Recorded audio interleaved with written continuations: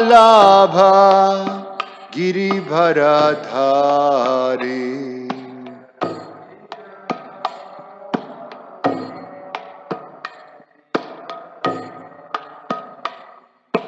Kuppijanabhalabha Giribharadhari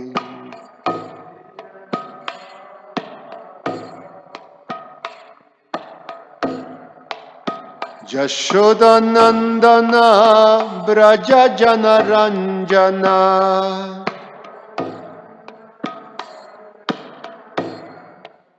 Jashodanandana Braja Janaranjana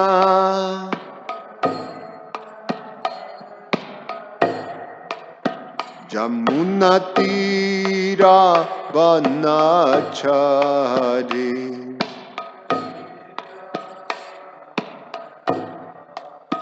Jamunatira Vanachari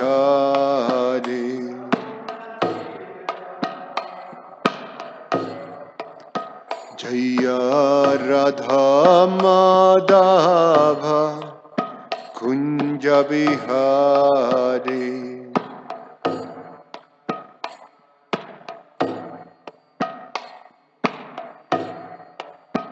Jaya Radha Madhava Kunja Bihari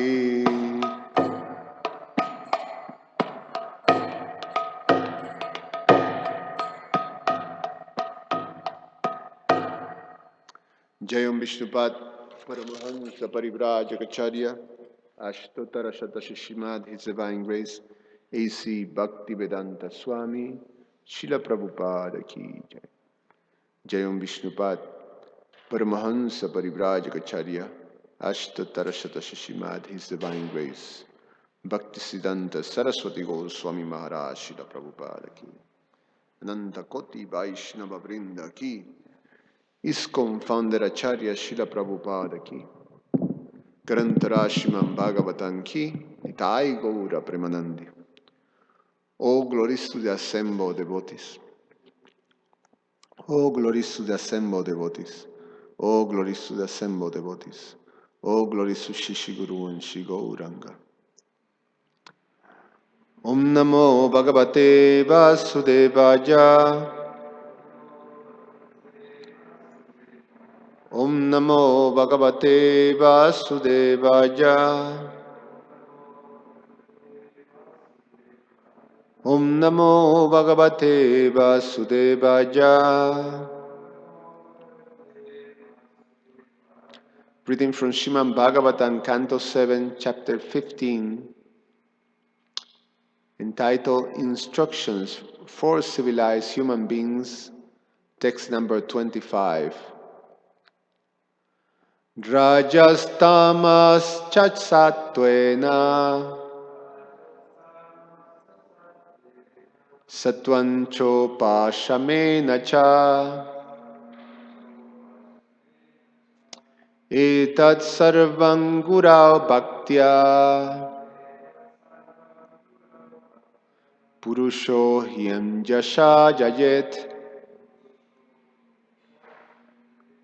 rajastamas chasattvena Satwancho pashamena cha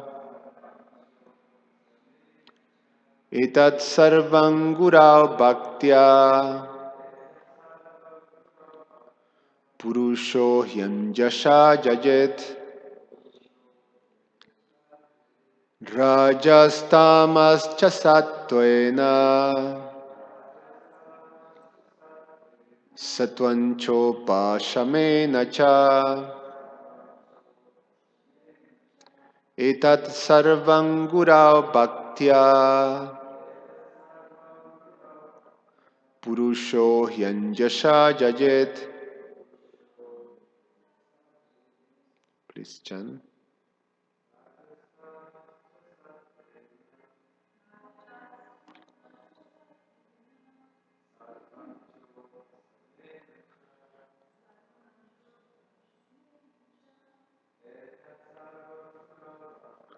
Etat sarvam guru bhaktya puruso hyanjasa jajet.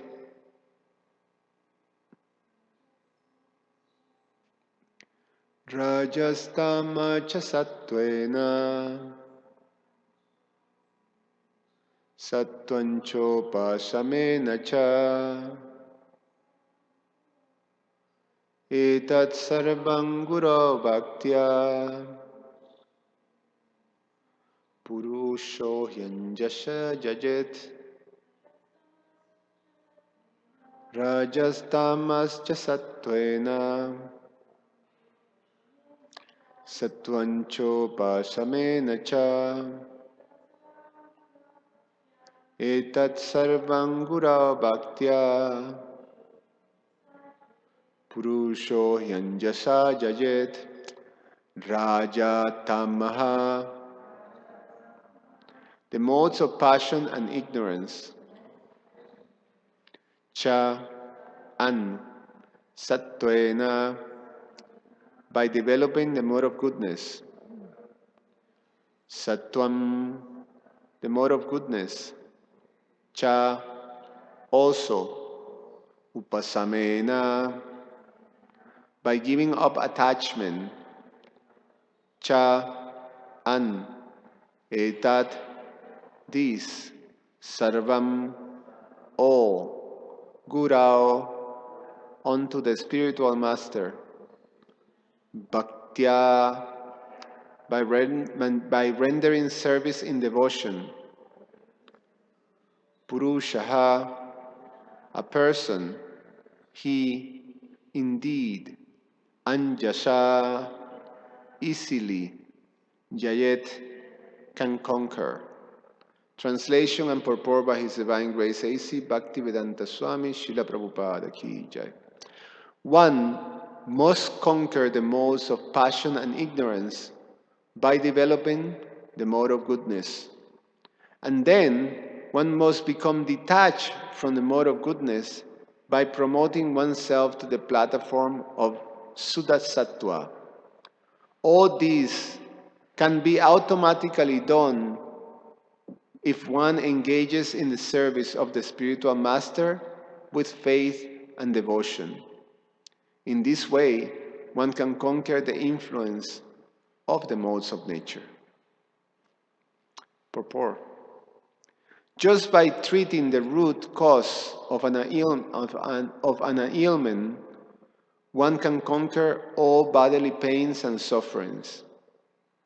Similarly, if one is devoted and faithful to the spiritual master, he can conquer the influence of Sattva-gun, Rajagun, and Tamagun very easily. Yogis and Jnanis practice in many ways to conquer the senses. But the Bhakta immediately obtains the mercy of the Supreme Personality of Godhead through the mercy of the spiritual master. Jasya prasadam bhagavad prasadam. If the spiritual master is favorably inclined, one naturally receives the mercy of the Supreme Lord. And by the mercy of the Supreme Lord, one immediately becomes transcendental, conquering all the influence of Sattva-gun, Rajagun, and Tamagun within this material world. This is confirmed in the Bhagavad Gita. Sagunam samatityaitam brahma bhujaya kalpate. If one is a pure devotee acting under the directions of the Guru, one easily gets the mercy of the Supreme Lord and thus becomes immediately situated on the transcendental platform. This is explained in the next verse.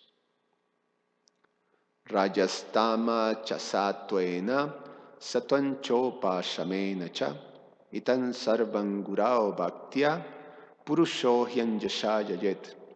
One must conquer the modes of passion and ignorance by developing the modes of goodness, the mode of goodness. And then one must become detached from the mode of goodness by promoting oneself to the platform of Suddha Sattva. All this can be automatically done if one engages in the service of the spiritual master with faith and devotion. In this way, one can conquer the influence of the modes of nature. Om Ajnana Timirandasya Jananjana Shalakaya Chaksur Ummilitam Yena Tasmai Sri Guruve Namaha.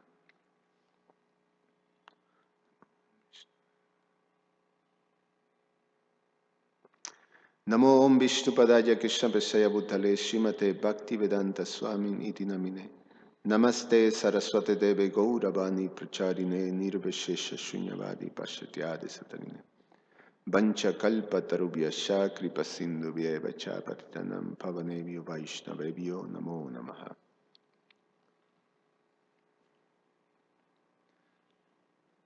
It was not planned to give you an overdose of Subal.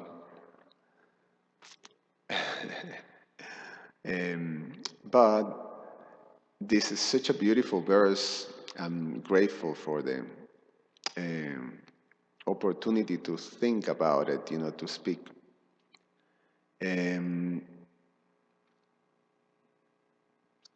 So far, we've seen so many things that are recommended to overcome all.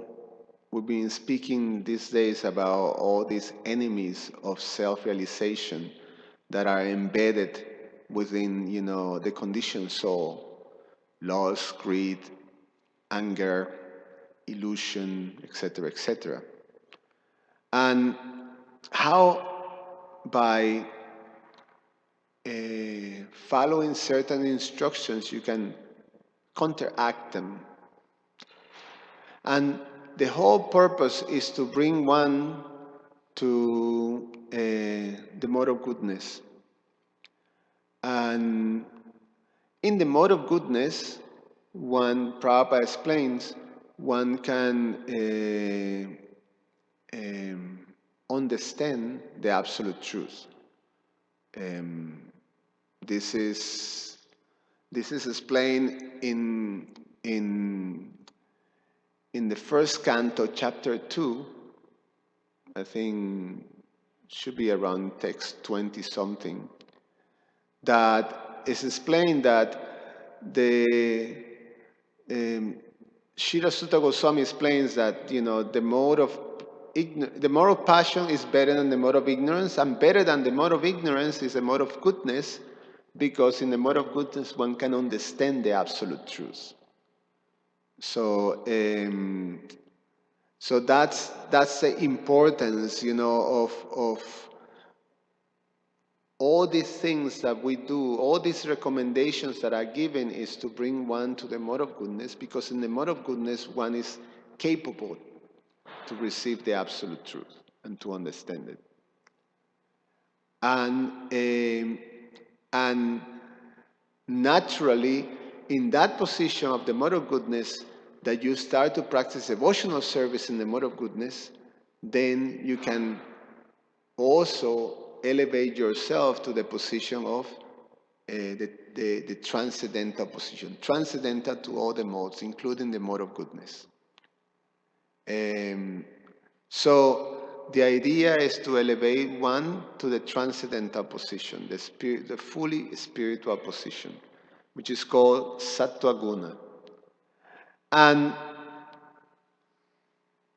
this is only able to be done by service to the spiritual master. That's what Srila Narada Muni explained and what the scriptures tell us. In fact, we just performed Guru Puja, and the song that we sing, the translation is almost like this is a purport for the translation of that song. The lotus feet of the spiritual master, and the only way by which I can attain to pure devotional service, Kevala Bhakti. I bow down to his lotus feet with great honor and reverence. By his grace, one can obtain the mercy of Krishna. One can only obtain the mercy of Krishna. So, the service of the spiritual master is the only way. It's explained, it's in the scriptures there. Therefore, so important that everything we receive is to lead us to that relationship. The association of Vaishnavas lead us to that relationship. And only when we come to that relationship is that we have the chance to overcome this the conditioning of the material, modes. And in fact, it is explained that it's not only possible, but it actually can be very easy, which is something that is considered extremely difficult to overcome the modes of material nature. Daibi hiesha gunamayi mama maya duratyaya. Very difficult. Very difficult to the point of actually an impossibility. This word duratyaya means basically impossible to overcome. Material nature is so powerful that the living entity is forced to act under material nature. Krishna says that in chapter 18, when he tells Arjuna that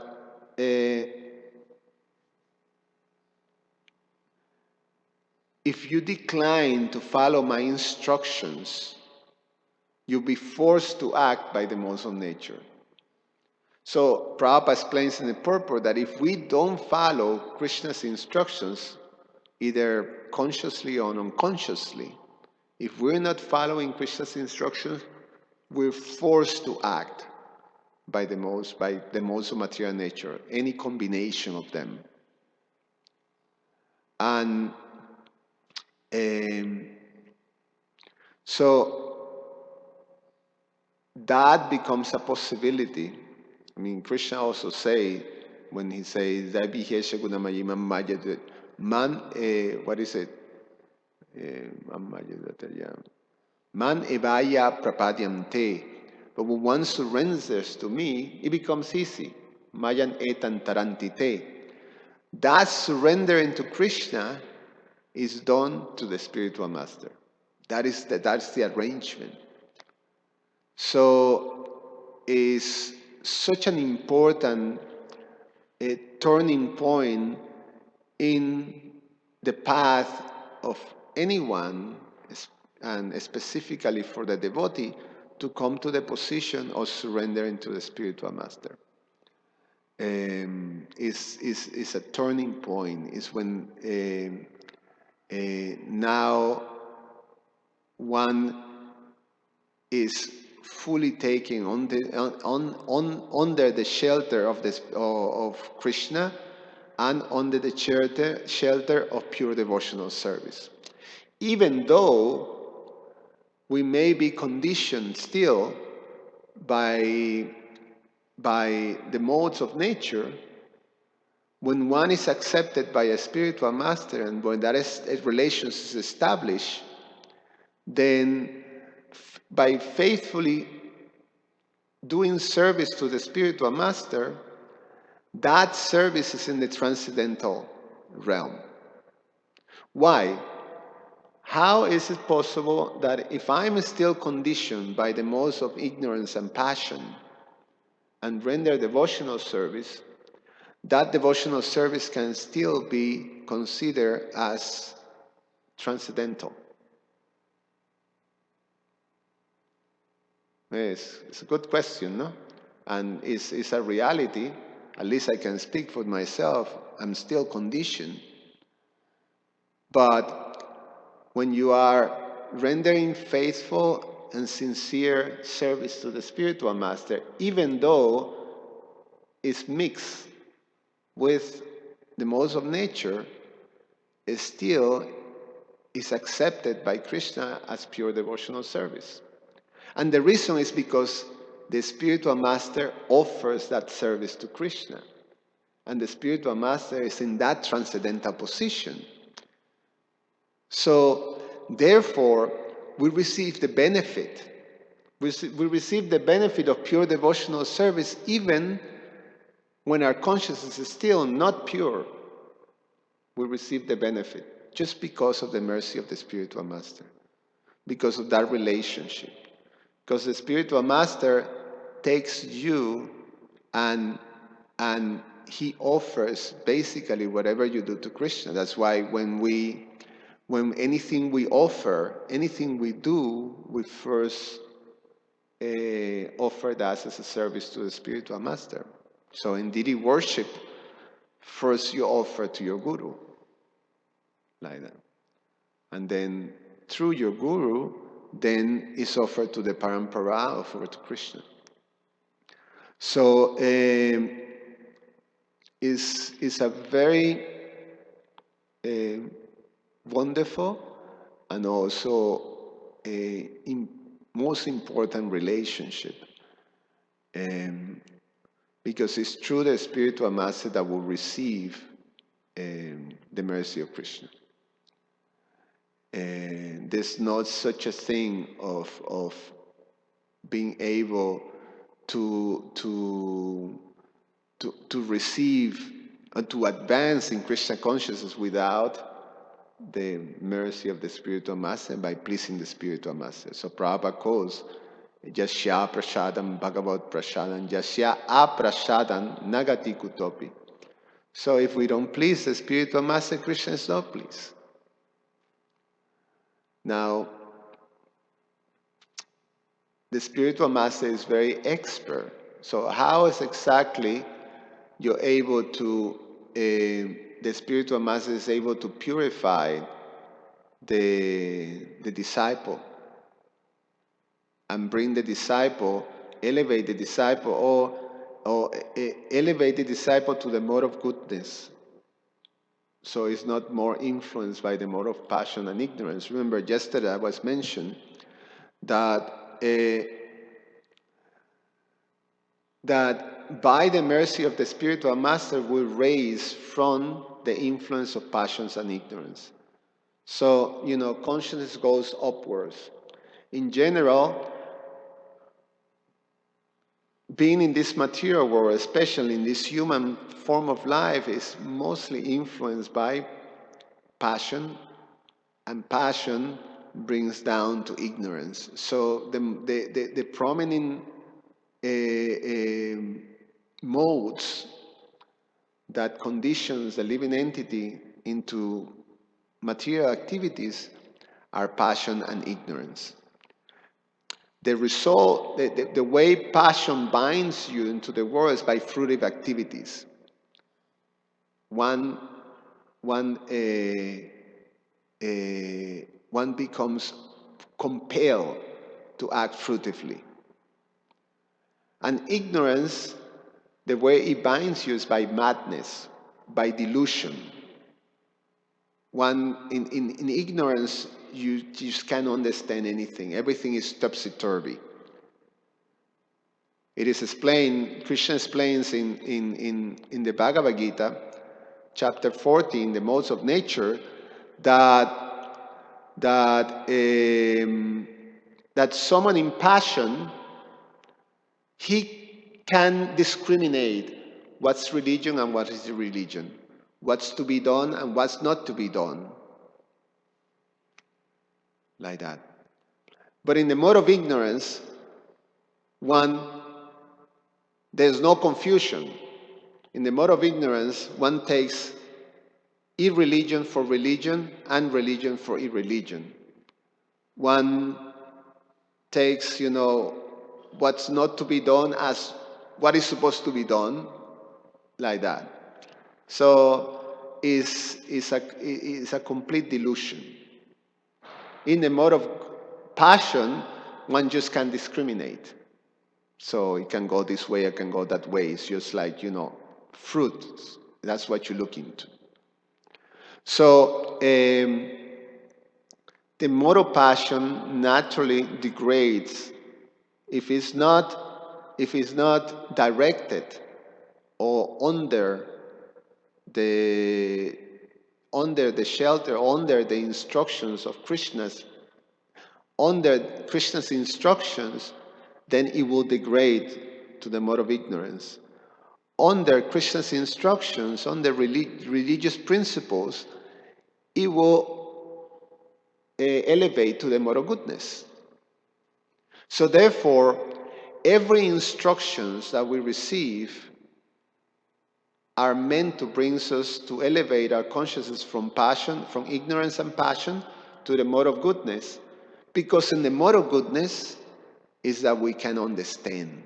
We can actually absorb and understand transcendental subject matters. We can understand, the nature, spiritual nature.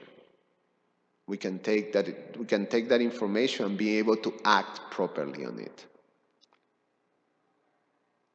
So that is the position of the spiritual master. He very expertly. He instructs us, he gave instructions for us to be functioning in the mode of goodness. And at the same time, he engages in pure devotional service, and the combination of those two then elevates the disciple into the position of sattva guna, the position of pure goodness, or the transcendental position. So, but first we have to come to the mode of goodness. First we have to come. Therefore, the rules and regulations of sadhana bhakti, for us specifically, is meant for that. It's meant to put us in the mode of goodness. So, as devotees, we have to be very vigilant to the influence of modes of passion and ignorance. As long as we are, Prabhupada explained, as long as we have a body, it means that the modes are acting. So they're going to be pushing as long as we have the body. The art of being a devotee is that you learn to tolerate those impulses and neglect them. I would say better than neglect them is that because you're so occupied with the activities of devotional service, you don't have time for that. So it's a form of neglect, but it's not that you're like sitting all the time like, no, like that. No, that's why when Krishna explained, when Arjuna asked about the Stita Pragya devotee, how does he sit? Means, how he's able to control, to tolerate.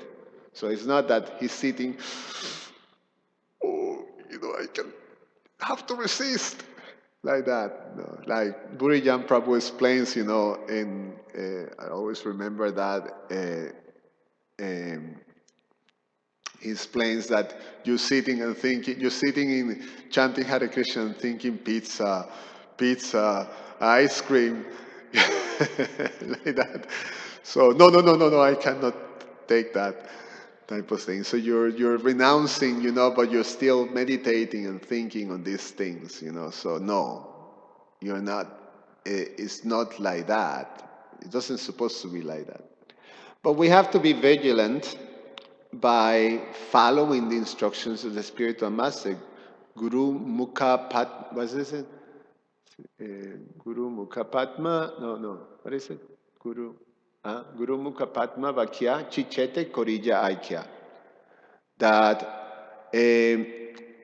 my only wish is to hear the instructions of the spiritual master. Because by the instructions of the spiritual master is that we can actually progress in Krishna consciousness. He opened my dark eyes and filled my heart with transcendental knowledge. From him ecstatic prema emanates, prema bhakti emanates. By him ignorance is destroyed. So this is the position of the spiritual master. He facilitates the whole purification that we have.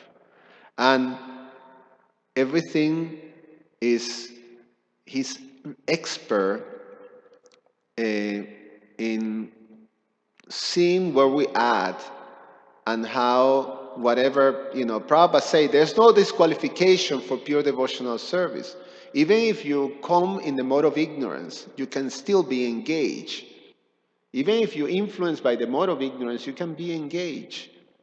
If you follow faithfully the instructions of the spiritual master, you will be elevated to the mode of goodness and eventually to the mode of sattvagun.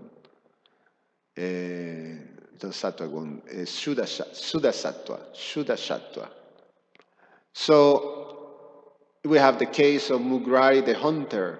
He was elevated from being a vicious hunter, very much in the mode of ignorance, to the position of a pure devotee by following the instructions of Narada Muni.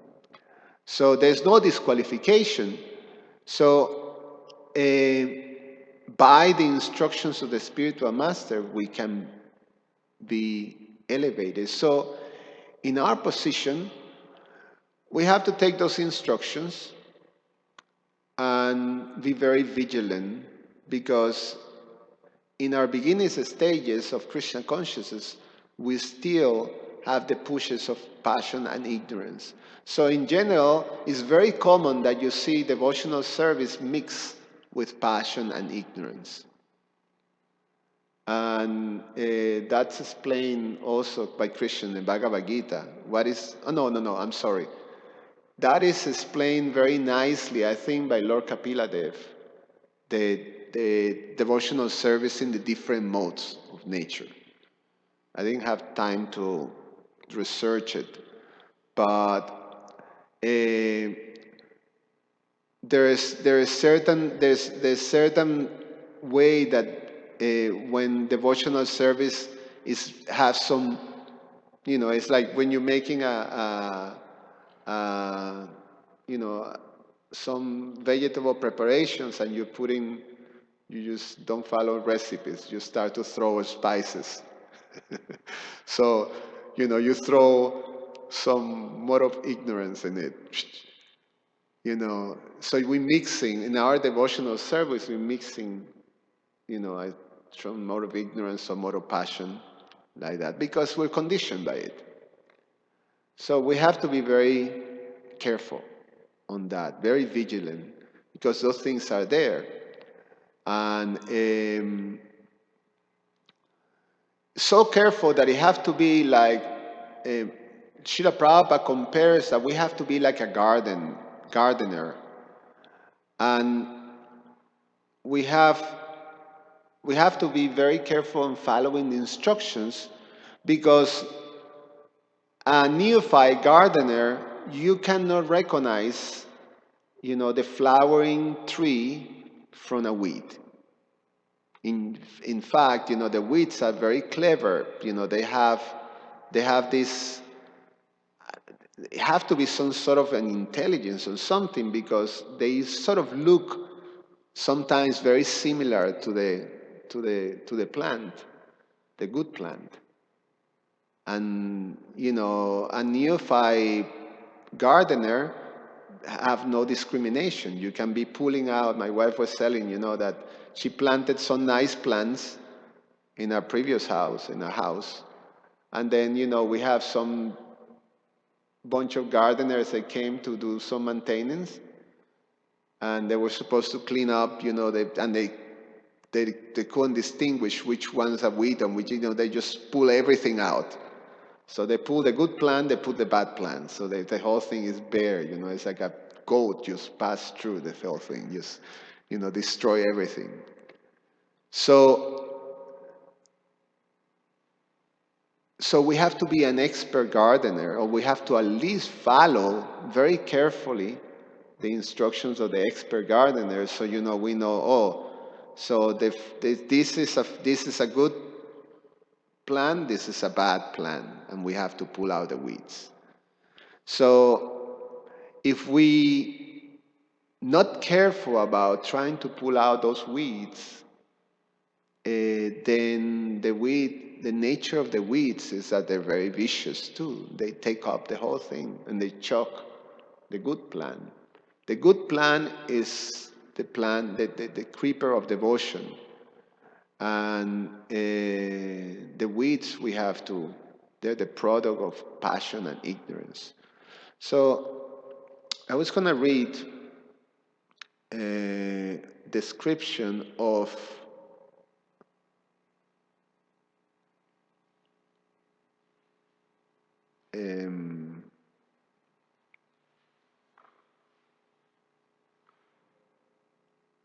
I was going to read a description of passions. What are the qualities of passion and the qualities of ignorance that are mentioned in the Bhagavad Gita? So we can sort of see them by their qualities, and sometimes it's a very important study of the Bhagavad Gita, because you can recognize gee, this is happening, and this is come from passion, this comes from ignorance. And also I was going to read the qualities that we should cultivate, which are also explained in the Bhagavad Gita about the mode of goodness. So here's the qualities of passion, and why it becomes very clearly just by listening to them and by reading them and listening, why we should be avoiding these things. Actually, they're not good, So passion, according to the Bhagavad Gita, this is in the mode of nature chapter. Passion, great attachment, fruitive activities, intense endeavor, uncontrolled desire and hankering, never satisfied with one position, family attachment, greed, desire for honor, performance of sacrifices to gain respect and honor, and speculative tendencies. So these are qualities of the mode of passion.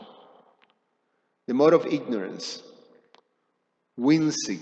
Whimsy means like whimsical, no? Whimsy.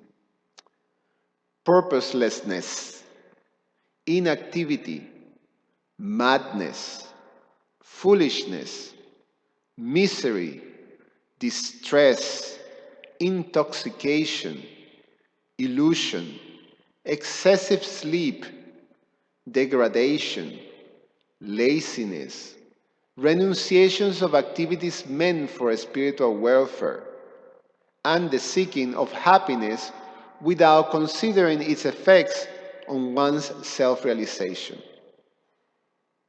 So these are qualities of passion and ignorance. So you can understand how these are big obstacles in making any progress in devotional service. And that's why we have to be so vigilant that these things are taking place, in our daily practices. And so therefore, one devotee we're meant to actually liberate ourselves to the mode of goodness. And one may ask oneself, in fact, that was asked to Srila Prabhupada. Burijan Prabhu also mentions this, that back in a lecture in 26 2nd Avenue, Burijan Prabhu asked this question to Srila Prabhupada. He says, Prabhupada, We hear all over the Bhagavad Gita that one should become transcendental to the modes of nature. And then Prabhupada was mentioning that the devotee should be in the mode of goodness. So, isn't a devotee supposed to be also transcendental to the mode of goodness? That's what, So, Prabhupada explains, yes. However, and generally, the devotee always acts in the mode of goodness. Although you're supposed to transcend the mode of goodness, you act in the mode of goodness. That's what Prabhupada said. That's what I remember reading from Burijan. So he explains, just to try to understand that a little better, this is some of the things that Prabhupada says about that. This is in the purport of 14.15 in the Bhagavad Gita, Modes of Material Nature. Prabhupada says, one should be serious about his human life and take to the mode of goodness, and in good association transcend the modes and become situated in Krishna consciousness. That is the aim of human life. So again, one comes to the mode of goodness, and in good association, meaning association of the spiritual master, the devotees, then one can transcend. But first you have to be there. First we have to elevate to the mode of goodness. Here's something else that Prabhupada says.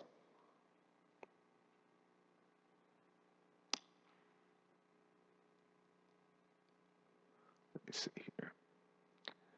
Yeah, that verse in chapter 2, it was 24, the one that I said.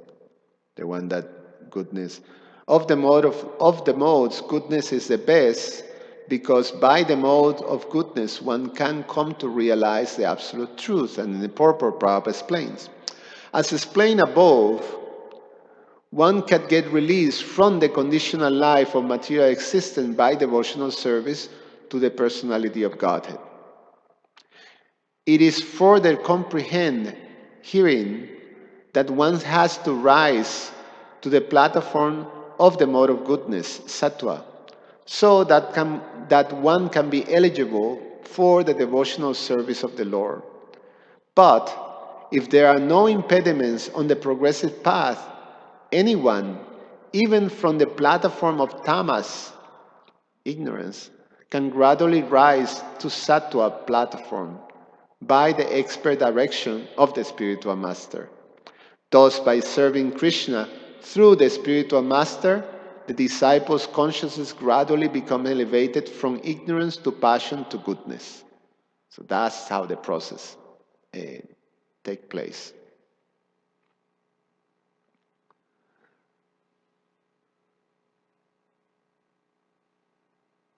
So it's not that we follow the mode of, try to cultivate the mode of goodness for the sake of the mode of goodness. It's not to be that's the position of smarta brahmanas and that type of thing. That you just want to be in a mode that is that you have a better situation, just because of that, just to be in a better position. It is explained also in the 40th chapter what is, like, remember that I was saying that passion binds you by fruitive activities and ignorance binds you by madness, but goodness binds you by happiness.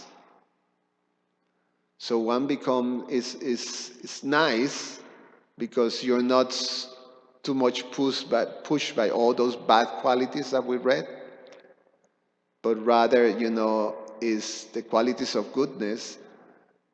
Then you have a sense of happiness. And in that sense of happiness, you can become conditioned to think, well, I'm better. I'm in a much better situation than those poor creatures over there suffering by the mode of passion, like that.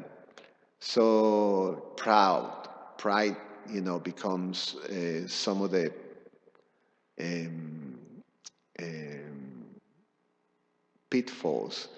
And remember also when Krishna says that if we don't act according to his instructions, then it's a downward type of progression. So if by birth, I'm influenced by the mode of goodness, then if I act fruitively, then passion is mixed, and then you're going downwards. So the purpose of my acting is to enjoy a better situation, that's a fruitive desire. And fruitive desires, becomes karma bandhana. It binds you into more fruitive activities, karma bandhana, and that brings you down to the mode of passion, to the mode of ignorance. So what we're talking here is, regardless of the position that you are, you take shelter of the spiritual master, and the spiritual master will help you to elevate yourself from whatever position you are to the mode of goodness, and then to be able to transcend the mode of goodness itself. So it's progressive. So I'm going to finish by reading the qualities of goodness. So these are things that are the desirable qualities that we have to cultivate, that are the natural result of following and serving the spirit, following the instructions and serving the spiritual master. So these qualities become manifested, and that's what we have to, cultivate. Qualities of goodness. The performance of the following three austerities, when practiced with faith for the sake of the Supreme, without expectation of material benefits, is called austerity in goodness. Austerity of the body. 1. To worship the worship of the Supreme Lord, worship of the Brahmanas, worship of the spiritual master, worship of the parents, cleanliness, simplicity, non-violence, celibacy. So these are the austerities in goodness of the body. So with our body, we worship the Supreme, we worship the Brahmanas, we worship the spiritual master. There's also mention of worshiping the parents, cleanliness, simplicity, and non-violence, and celibacy. Austerities of speech. Speaking words that are truthful, speaking words that are pleasing, speaking words that are beneficial, speaking words that are not agitating to others, regularly reciting the Vedic literatures. Austerities of the mind.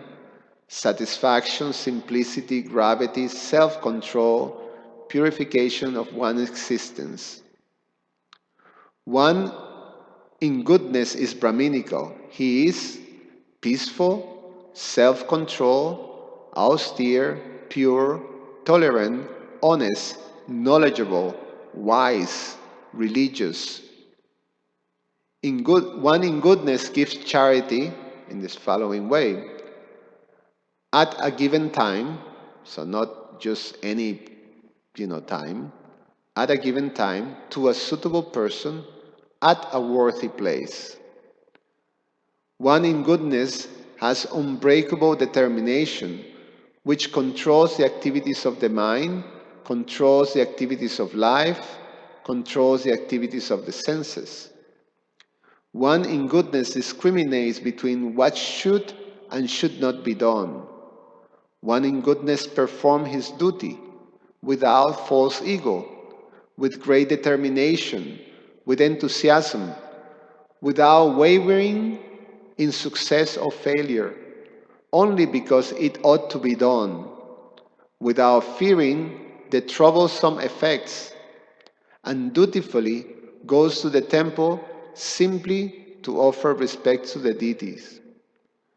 One in goodness is attracted to foods that increase duration of life, purify the mind, aid bodily strain.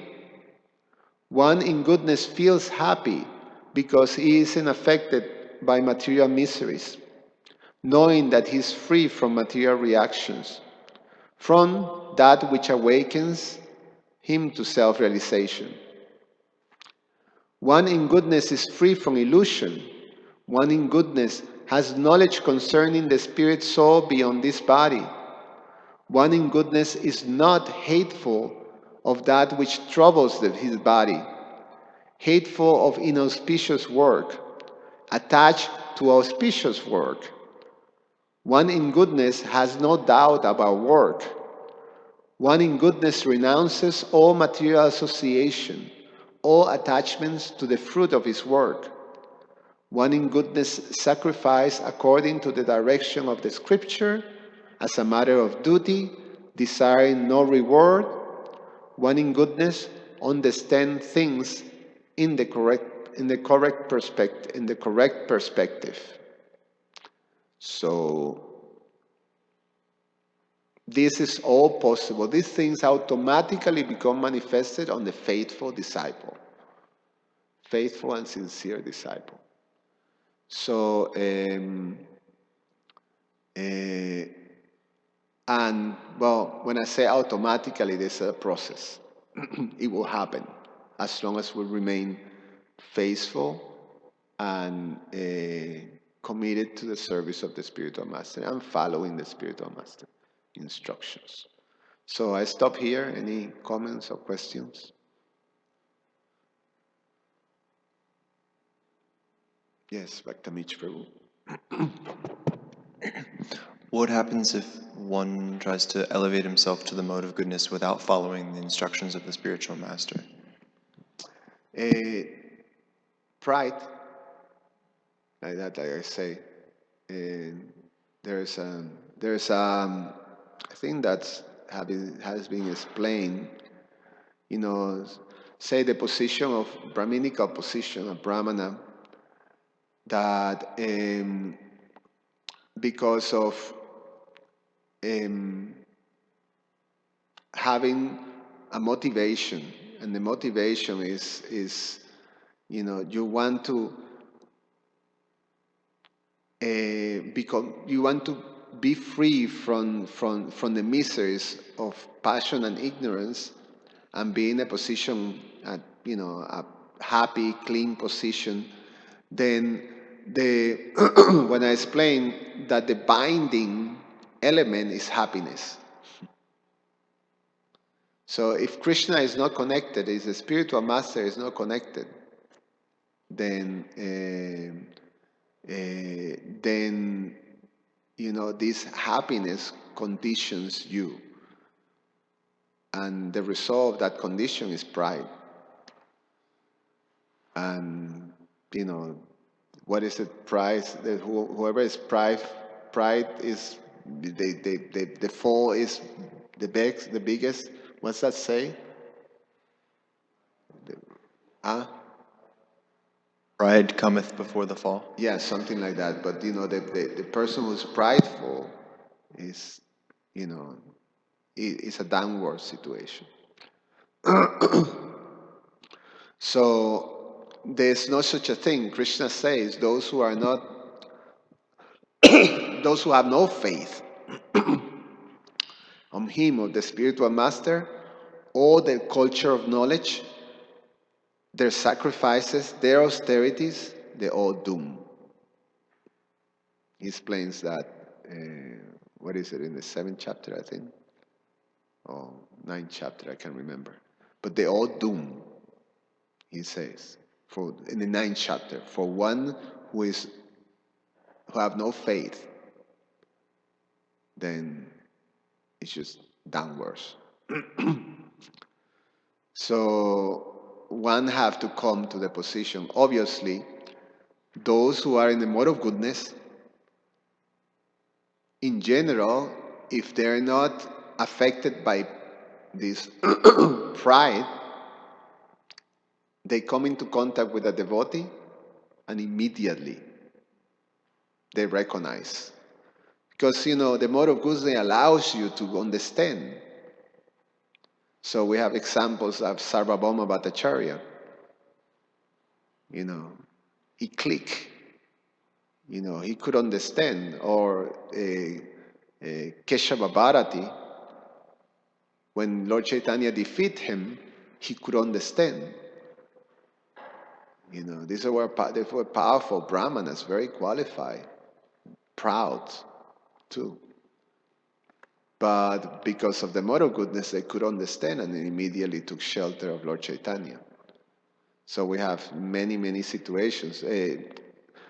His Holiness Radha Swami was narrating the pastimes of Gostipurna and Ramanujacharya. You heard, remember? That he was saying, Gostipurna was, the elderly spiritual master. But when he recognized Ramanujacharya's position, you are my guru. Like that, so that's the position of goodness. It's a much better situation anyway. But if the proper faith and connection to Guru and Krishna is not there, then and pride takes over, then it's a downward situation. Yeah. All right. Any other question? Krishna Archana.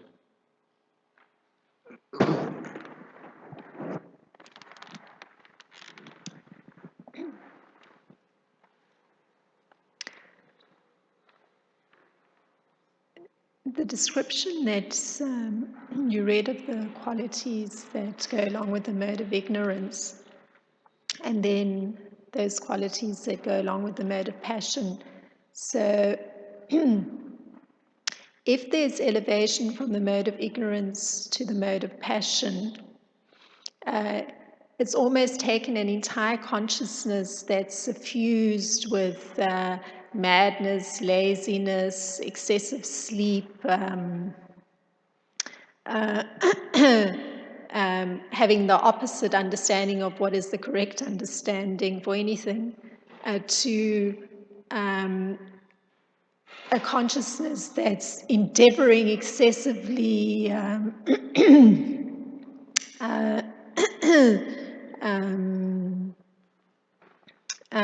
now starts to be able to distinguish. So that's a very extreme kind of shift. So I'm very fascinated how that one kind of consciousness, that's given to all those qualities in the mode of ignorance moves to even the mode of passion, which seems almost the exact opposite, endeavoring excessively compared to being completely lazy or